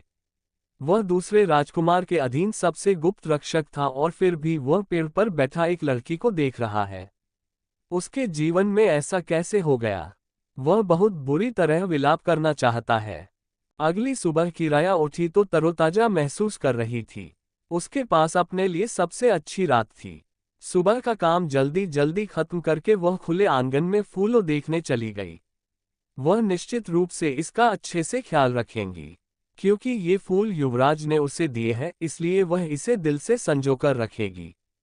जब उसने जमीन पर गंदगी देखी तो उसका खुश चेहरा फीका पड़ गया और उसके खूबसूरत ट्यूलिप सूखे और टूटे हुए थे और अपना सारा रंग खो रहे थे। जैसे ही वह चिल्लाई उसकी आंखें चौड़ी हो गईं। आया, कुमारी! उसकी चीख सुनकर एक नौकरानी उसके पास दौड़ी। किराया ने नौकरानी के चेहरे पर जोरदार तमाचा मारा। तुम सारी रात क्या कर रही थी? देखो मेरे फूलों का क्या हुआ। अब मैं क्या करूंगी? उसने उसे घूर कर देखा। नौकरानी अपने घुटनों पर गिर गई। कुमारी, मुझे कुछ नहीं पता। कृपया कुछ दया दिखाओ। दया? तुम्हें रात की निगरानी के लिए नियुक्त किया गया था, फिर मेरे फूल इस तरह कैसे टूट गए? क्या तुम्हें पता है कि यह कितना महंगा है? क्या तुम्हें पता है कि मुझे ये किसने दिया है? तुम नीच औरत, पूरी रात कहाँ थी? नौकरानी रोते हुए बोली। कुमारी, कृपया मुझे क्षमा करें। रक्षक किराया चिल्लाई। इस नीच औरत को पकड़ो और इसे मौत के घाट उतार दो। कोई चूक नहीं। नौकरानी को दो रक्षकों ने खींच लिया और अपने साथ ले गए। किराया मुड़ी और उसका दिल उछल पड़ा। उसने अपने होंठ जोर से काटे। ऐसा कैसे हुआ? तभी एक दूसरी नौकरानी उसके पास फिर से कुछ बताने के लिए आई। कुमारी, युवराज पार्थ नाश्ते के लिए आएंगे।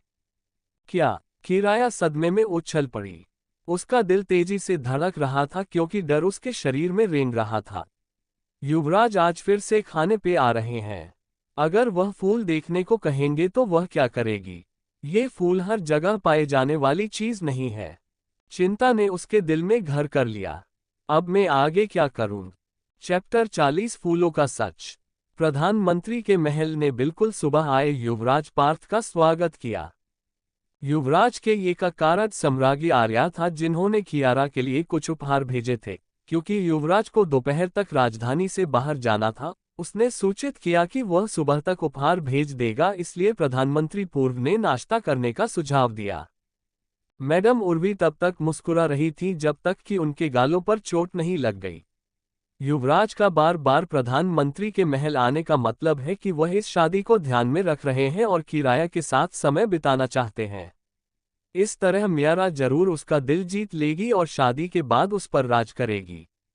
पार्थ ने मंत्री परिवार को देखते हुए कहा, मेरी माँ कुछ आभूषणों को कियारा के लिए भेजवाना चाहती थी, लेकिन मुझे कुछ काम थे और मुझे राजधानी से बाहर जाना था, इसलिए मैंने इसे सुबह लाने के बारे में सोचा। वह धीरे धीरे मुस्कुरा रहा था, जिससे वह और भी खूबसूरत लग रहा था। दरवाजे पर नौकरानियां थोड़ा शर्मा गईं। बेशक युवराज के पास बहुत सारी जिम्मेदारियां हैं। ये हमारी किराया की किस्मत है कि वह भविष्य में आपकी मदद करने में सक्षम है, पूर्व ने सिर हिलाते हुए मुस्कुराते हुए कहा। इस तरह युवराज उन्होंने रास्ता दिखाया और पार्थ के आगे चलकर गए। उनका सीना खुशी से फूल गया और इस यात्रा से राजधानी में उनका सम्मान बढ़ेगा। जब वह इसके बारे में सोचता है तो वह अपनी खुशी को रोक नहीं पाता। वे आंगन के अंदर चले गए और बैठ गए। पूर्व ने चारों ओर देखा लेकिन किराया को कहीं भी नहीं पाया। वह थोड़ा सा घबरा गया। उसे कल की तरह प्रवेश द्वार पर उसका स्वागत करना चाहिए था, फिर वह आज ये कैसे नहीं है?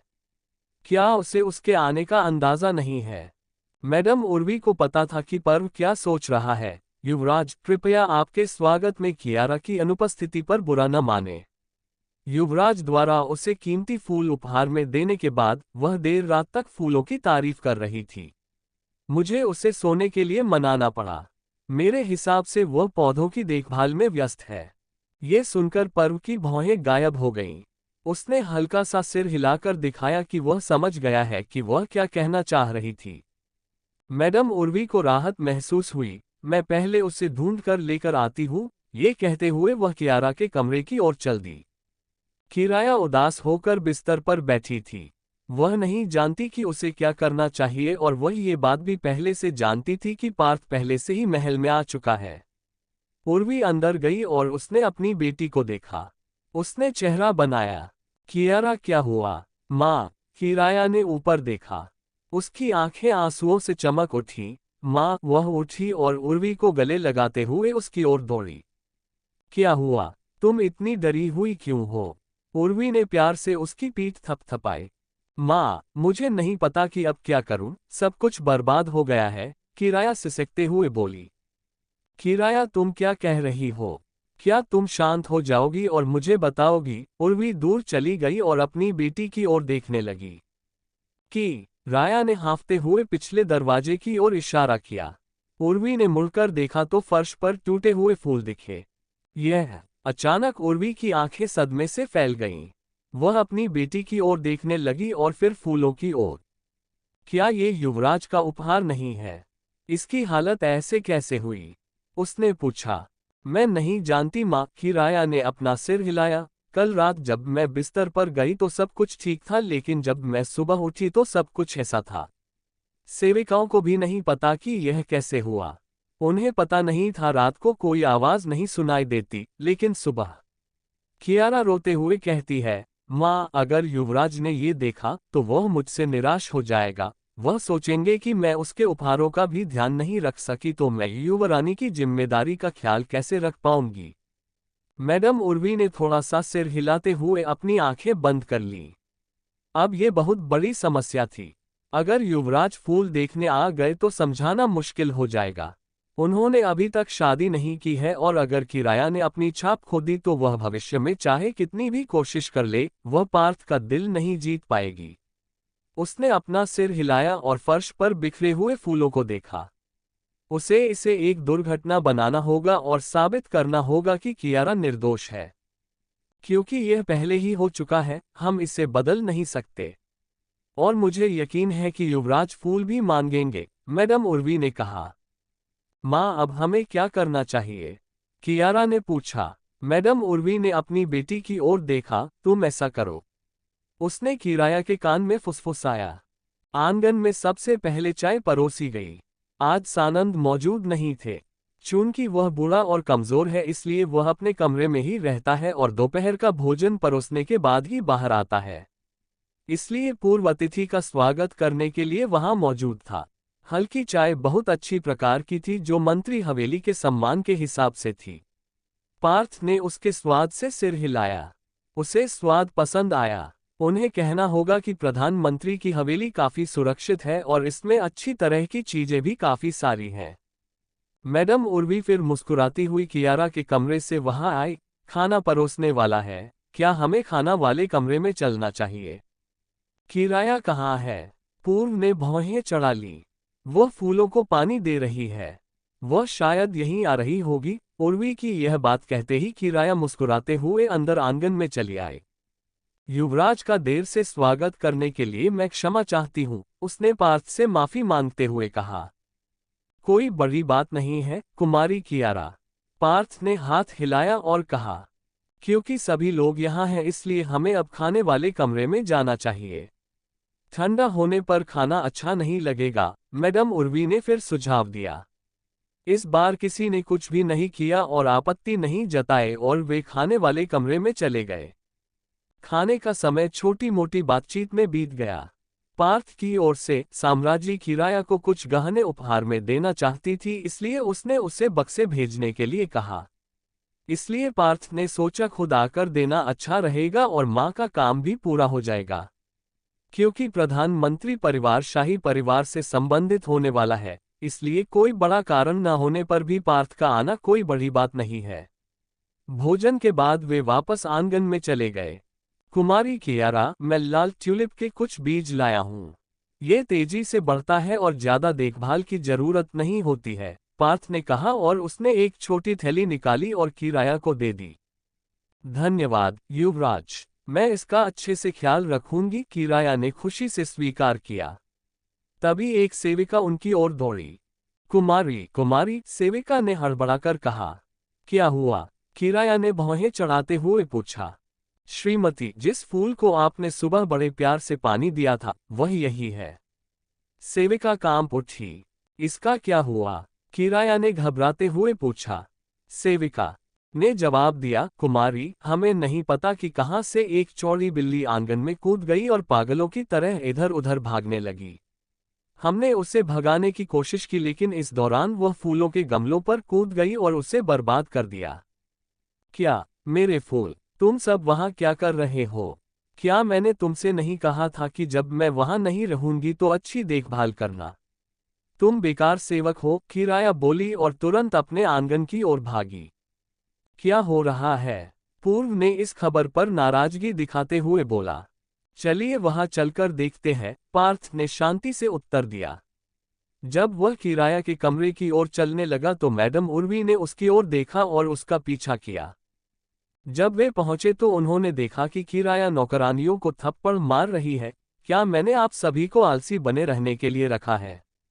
क्या आप नहीं जानते कि ये फूल कितने कीमती है? आप सभी इसे कैसे छोड़ सकते हैं और किसी जंगली जानवर द्वारा इन्हें बर्बाद होने दे सकते हैं? पार्थ ने देखा कि एक काली और सफेद बिल्ली फर्श पर बेजान पड़ी थी और आंगन अस्त व्यस्त था। कुछ और खूबसूरत फूलों के साथ ट्यूलिप को जमीन पर तोड़ दिया गया। अब मैं युवराज का सामना कैसे करूंगी? किराया जोर से सिसकने लगी। ये सब मेरी गलती है। मुझे इसके लिए तुम सबको नहीं छोड़ना चाहिए था। मुझे इसकी देखभाल के लिए तुम पर भरोसा नहीं करना चाहिए था। तुम्हारे कारण मेरे खूबसूरत फूल बर्बाद हो गए हैं। वह चिल्लाई, मेरी नजरों से दूर हो जाओ। मैं आपके चेहरे नहीं देखना चाहती। सेविकाओं ने अपना सिर नीचे कर लिया और एक एक करके बाहर चली गईं। मैडम उर्वी ने आह भरी। युवराज, कृपया इस हादसे से बुरा न माने। किराया देर रात तक जागकर इन फूलों को देख रही थी, फिर भी सुबह कुछ ऐसा हुआ। ये सेवक और भी आलसी हो गए हैं। पार्थ सब शांत तरीके से देख रहा था। उसके चेहरे पर कोई नाराजगी नहीं दिखी। ये ठीक है, ऐसी चीजें होती रहती हैं। मुझे अब जाना होगा या मेरे कार्यों में देरी होगी। युवराज, मुझे माफ करें, मैं फूलों की देखभाल नहीं कर सकी, किराया ने सिसकते हुए कहा। उसका सुंदर चेहरा आंसुओं से ढका हुआ था जिससे वह और अधिक दयनीय लग रही थी। कुमारी किराया, आराम करो, पार्थ ने जाने से पहले कहा। उसे जाते हुए देखकर किराया और उर्वी ने एक दूसरे की ओर देखा और राहत की सांस ली। पार्थ रथ के अंदर बैठ गया और मुंह सिकोड़ने लगा। हम्फ, जंगली बिल्ली, वे सोचते हैं कि मैं बेवकूफ हूं। युवराज, दिविज ने पार्थ की आवाज लगाई। चलो ये से जल्दी चले, मैं ये नाटक बर्दाश्त नहीं कर सकता, पार्थ ने कहा। रथ प्रधानमंत्री की हवेली से दूर चली गई जबकि एक दूसरी परछाई दीवार के पास के पेड़ से गायब हो गई। रेशम धागे की दुकान में नंदिनी जोर से हंस पड़ी। जब उसने जूडिथ को देखा तो उसका चेहरा चमक से चमक उठा। सच में? हाँ कुमारी, मैडम उर्वी और कुमारी किराया युवराज को स्वयं रूप से माफी मांगने के लिए तालाब के पास वाले घर पर आमंत्रित करने की योजना बना रही हैं। ओह, ऐसा लगता है कि आज के हादसे ने उन्हें डरा दिया है ना? बुरा नहीं है। मुझे पता था कि मैडम उर्वी कभी भी अपनी बेटी के साथ अन्याय नहीं होने देंगी, चाहे कुछ भी हो जाए। और जैसा कि मुझे उम्मीद थी कि उसने मुझे बहुत अच्छा साबित कर दिया। नंदिनी मुस्कुराए। भले ही उनका उनसे ज्यादा नाता नहीं है लेकिन उनके मन में अभी भी पहले की नंदिनी की यादें हैं। असली नंदिनी केवल यही सोचती थी कि मैडम उर्वी कठोर हैं लेकिन वह बेहतर जानती थी कि मैडम उर्वी किस तरह की इंसान है। आखिरकार वह 4 साल तक महल में रही और उसने कई लोगों को स्वयं रूप से देखा है। क्या मुझे प्रधानमंत्री के महल पर नजर रखने की जरूरत है, कुमारी? जूडिथ ने पूछा। नहीं, बस यह इकट्ठा कर लो कि मैडम उर्वी युवराज को कब और कहां आमंत्रित कर रही हैं। जी, कुमारी, जूडिथ ने उत्तर दिया और गायब हो गया। नंदिनी पीछे झुक गई और मुस्कुरा दी। उसने वास्तव में इस सब का आनंद लिया लेकिन वह सिर्फ एक शुरुआत थी, उसके पास उनके लिए बड़े पुरस्कार हैं। नंदिनी के घर महल में शिवानी छोटे बक्से में खूबसूरत चूड़ियों की जोड़ी को देख रही थी। सुनहरे तरीके से तैयार की गई खूबसूरत ज़ेड सुंदर और चमकीली दिखती है। उसने उनके ऊपर के हिस्से को छुआ और उसकी त्वचा में चिकनापन आ गया। कुमारी, क्या आप इन्हें सिर्फ घूरती रहेंगी? उमी ने पूछा। तो फिर तुम मुझसे क्या करवाना चाहती हो? शिवानी ने पूछा। आप इसे क्यों नहीं पहनती? ज़ेड का ये टुकड़ा सुंदर है और बहुत अच्छे तरीके से बना है। इस तरह के गहने मिलना बहुत मुश्किल है। मेरा मानना है कि राजधानी में किसी भी महिला के पास इस तरह की चूड़ी नहीं है। यहाँ तक कि खुद साम्राज्य के पास भी नहीं है। ऐसा क्यों? कुमारी, मैंने सुना है कि क्वासर देश बेहतरीन रत्नों के लिए प्रसिद्ध है और इनकी गुणवत्ता इतनी अधिक है कि इन्हें पैसे से नहीं खरीदा जा सकता। लेकिन युवराज ने आपको जैड का इतना सुंदर और महंगा टुकड़ा उपहार में दिया है, ये वास्तव में बड़ी बात है, ओमी ने समझाया। शिवानी ने डिब्बा बंद कर दिया, क्योंकि यह जैड बहुत कम मिलता है और अच्छे भी है, इसलिए मैं यह उपहार मुफ्त में नहीं ले सकती। आप क्या करना चाहती हैं कुमारी? ओमी, क्या आप किसी तरह युवराज के साथ रहने वाले किसी रक्षक को लाने में मेरी मदद कर सकती हैं? लेकिन कुमारी, वह लोग बहुत सतर्क होते हैं। उनके पास जाना कठिन है। बस एक बार कोशिश करो ना। या हो सकता है कि उस दिन जो निजी सहायक आया था, उसे ढूंढना बेहतर होगा। कुमारी, मैं वादा नहीं कर सकती। मैं बस कोशिश कर सकती हूँ। शिवानी मुस्कुराई, अगर तुम असफल भी हो तो भी कोई बात नहीं। वह नहीं जानती क्यों, लेकिन उससे लग रहा है कि वह उससे दोबारा मिलेगी। Thank you. आपको नोवेल कैसा लगा कमेंट में जरूर बताएं। लाइक और शेयर करना न भूलें। नेक्स्ट पार्ट देखने के लिए चैनल को सब्सक्राइब करें।